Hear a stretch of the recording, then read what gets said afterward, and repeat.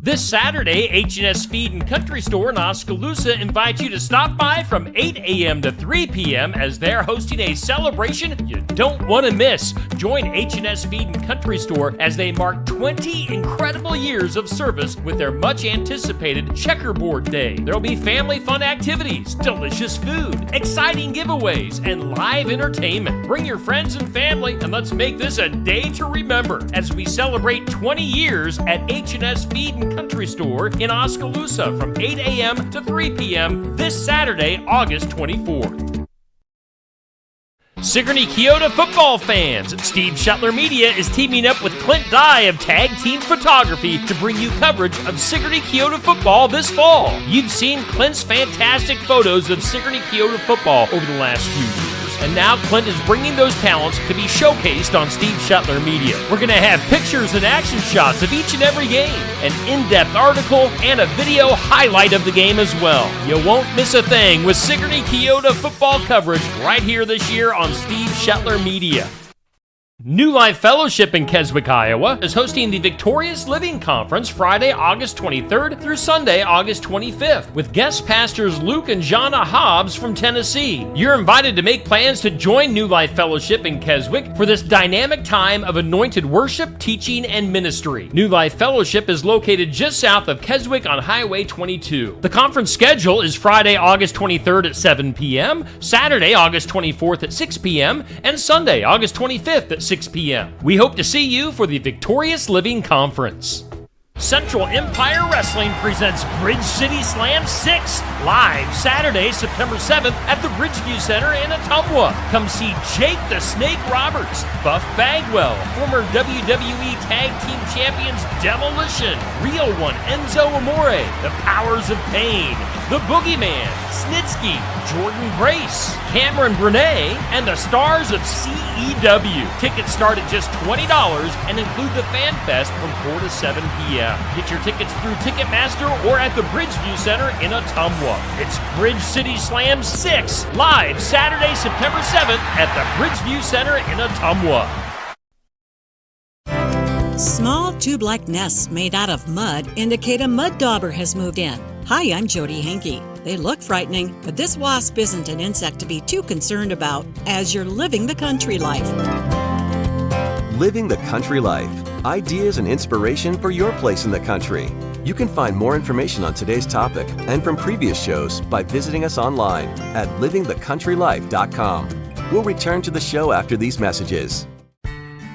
Check out our full lineup of Successful Farming podcasts. The Successful Farming podcast goes in-depth into the topics that affect farmers and ranchers. The 15 Minutes with a Farmer podcast offers a quick conversation between an editor and a farmer. The SF Shorts podcast offers bite-sized interviews about agricultural topics.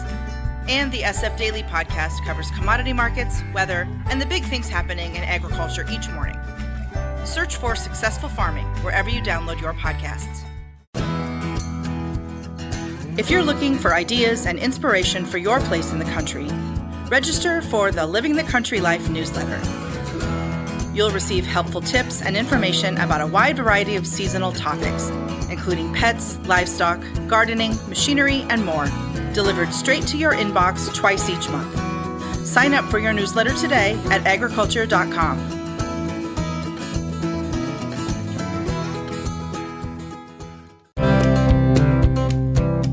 I'm not a fan of wasps. Mud dauber wasps aren't much of a threat, but their nests can be unsightly. Ken Holscher is an extension entomologist at Iowa State University. He says mud daubers have long, narrow midsections. Depending on the species, they vary in color from yellow and black, all black, or metallic blue. They are large and look menacing, but Holscher says their behavior is different from other wasps. They are not social, so it's not as if there's a huge colony or nest of them as with other wasps and bees. And so they're not quite as aggressive in that regard because it's not as if they're protecting a home. Now, that doesn't mean that the females can't sting. They obviously can do that, but chances are you're probably going to have to grab her in your hand and force her to do that. She'll act fairly aggressive, but like I said, it's usually more bark than it is bite. The females make the tube-like nests by carrying mud and molding it to a protected structure such as the walls of a garage or under a deck. They go out and find small spiders, paralyze them, and lay an egg on them inside the mud nest. When baby mud daubers hatch, they have their first meal waiting for them. Holscher says in the South, young black widow spiders are a favorite food. As to whether or not mud daubers are beneficial insects depends on how you look at them. But if you're uncomfortable with their presence, just knock down the nest. If you notice them actively building that structure, what you can do is at night go and knock it down. All wasps, including mud dauber wasps, are inactive at night and they sure aren't going to be there. If you keep doing that, that'll discourage them. You can also wait until they're completely finished with it, and then the wasps leave on their own, and then go out there and knock that down. Learn more about mud daubers at livingthecountrylife.com. I'll see you in the country. Living the Country Life. Ideas and inspiration for your place in the country. You can find more information on today's topic, share your tips, and post photos by visiting us online at livingthecountrylife.com.